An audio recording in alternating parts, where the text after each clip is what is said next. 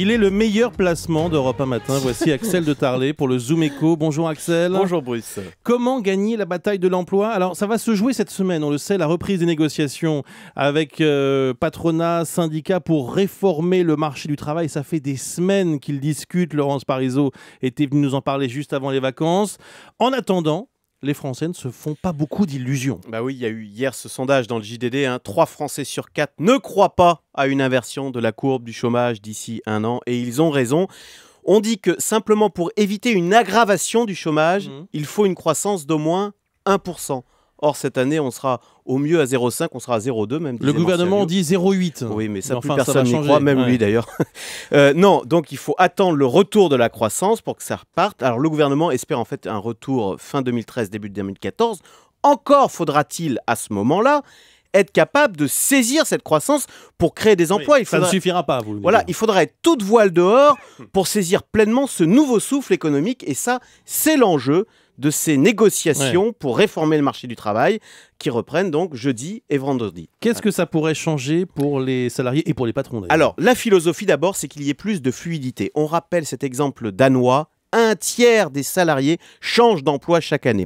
Donc François Hollande l'a dit lors de ses vœux, il faut pour le salarié, je cite François Hollande, faire tomber la peur du licenciement. Concrètement, ça veut dire que si vous êtes licencié, c'est un changement de philosophie, ça n'est plus un drame. Vous gardez votre assurance complémentaire et vous êtes pris en main par l'État avec une vraie formation pour très vite retrouver un emploi. Car, et c'est l'autre volet de cette négociation, il faut pour l'employeur cette fois faire tomber la peur de l'embauche, c'est-à-dire permettre à un patron d'ajuster les effectifs, les salaires si les commandes chutent brutalement. Et là, s'il y a cette fluidité, vous maximisez l'emploi. Alors, on va voir si ces accords, si ces négociations aboutissent. Réponse vendredi soir. Malgré tout, on n'est pas loin d'une révolution, si ça aboutit. Alors, s'il n'y a pas d'accord... Alors, François Hollande passera par la loi, mais disons-le, s'il n'y a pas d'accord, ce serait la preuve, malheureusement, que la France ne peut pas se réformer.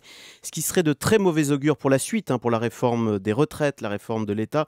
Et ce serait là un très mauvais signal envoyé non seulement à tous nos partenaires européens, mais également aux marchés financiers. C'est dire l'importance de ces négociations pour l'emploi, mais au-delà, pour l'avenir du pays, pour sa capacité à se réformer.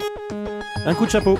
Pour la Renault Clio, qui a été la voiture la plus vendue en France en 2012, et nous restons patriotes en matière automobile, puisque parmi les 10 voitures les plus vendues en France, on ne trouve qu'une étrangère, c'est la Golf de Volkswagen à la 8e place. La Clio a donc été la voiture la plus vendue en France en 2000, mais c'est pas la première fois. Non, je ne sais, c'est la 4e génération, c'est la 4e génération de Clio, toujours un best-seller chez les concessionnaires. Oui. J'allais dire où est-ce qu'elle est fabriquée, mais je ne m'en souviens plus. C'est bien d'intervenir pour dire ça, effectivement, c'est une bonne idée, Axel. Bah écoutez, revenez. Je crois qu'elle est fabriquée en France. Oui. Bon, vous me trouvez l'info, vous me donnez l'info. Merci beaucoup, Axel.